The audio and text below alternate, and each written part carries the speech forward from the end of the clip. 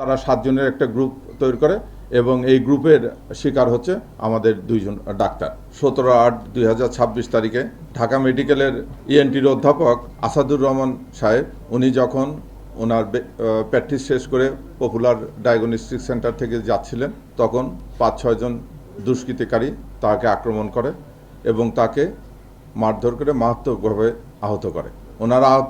ওনাকে যখন মারধর করা হয় তখন ওনার চিৎকারে পথচারী এবং পপুলার ডায়াগনস্টিক সেন্টারের নিরাপত্তা কর্মীরা যে ঘটনাস্থল থেকে একজনকে আটক করে। উক্ত ব্যক্তির নাম জীবন। এই সংক্রান্তে পল্টন থানায় একটি মামলা দায়ের করা হয়। এই নৃশংস ঘটনার পরপরই ডিবি ছায়া তদন্ত শুরু করে থানার পাশাপাশি।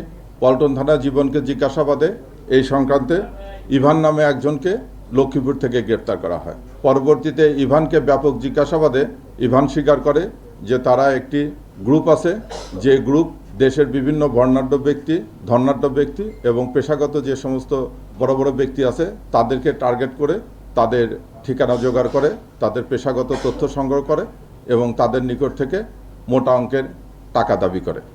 একইভাবে তারা গত 27/7/2026 তারিখে আনোয়ার খান মেডিকেল কলেজের একজন অধ্যাপক, ওনার নাম ডক্টর আমিনুল হক, উনি ইন্টারনাল মেডিসিনের প্রফেসর, ওনাকেও এরকম চাঁদার দাবিতে ভয়ভীতি প্রদর্শনের জন্য ওনার গাড়ি আটক করে এবং ওনাকেও মারধর করে। সেই সংক্রান্ত ধানমন্ডি থানায় একটি জিডি হয়েছিল।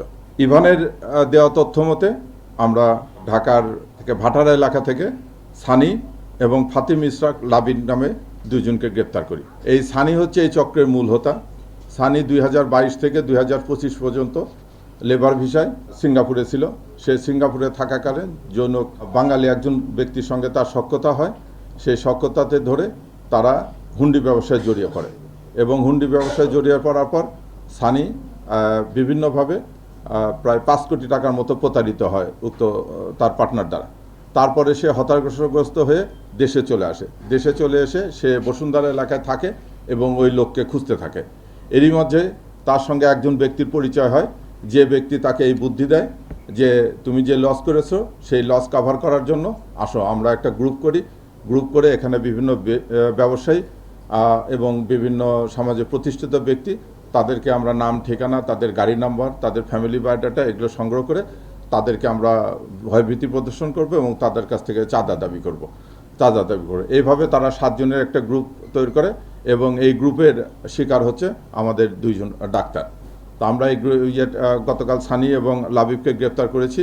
গ্রেপ্তারকালে তাদের কাছ থেকে এই ভয়ভীতির প্রদর্শনের জন্য একটা ছুরি এবং একটা তরবারি প্রায় 25 ইঞ্চির মতো উদ্ধার করা হয়েছে। তাদের বিরুদ্ধে অস্ত্র আইনে মামলা করা হয়েছে। এই গ্রুপের সঙ্গে অন্য আরও 3 থেকে 4 জন জড়িত আছে, তারাও আমাদের গোয়েন্দা নজরদারিতে আছে। আমরা অচিরেই তাদেরকে গ্রেপ্তার করে তাদেরকে আইনের আওতায় নিয়ে আসবো। আমি আপনাদের মাধ্যমে জানাচ্ছি, পেশাগত ক্ষেত্রে বা আমাদের যারা গুণীজন আছেন তারা এরকম কোনো সংবাদ পেলে এটা ভীতসত্ত্ব না হয়ে সঙ্গে সঙ্গে নিকটস্থ থানাতে যেন এটা অবগত করে। এরকম কোনো অপতৎপরতায় কেউ লিপ্ত হলে আমরা তাদেরকে কঠোর হস্তে দমন করব।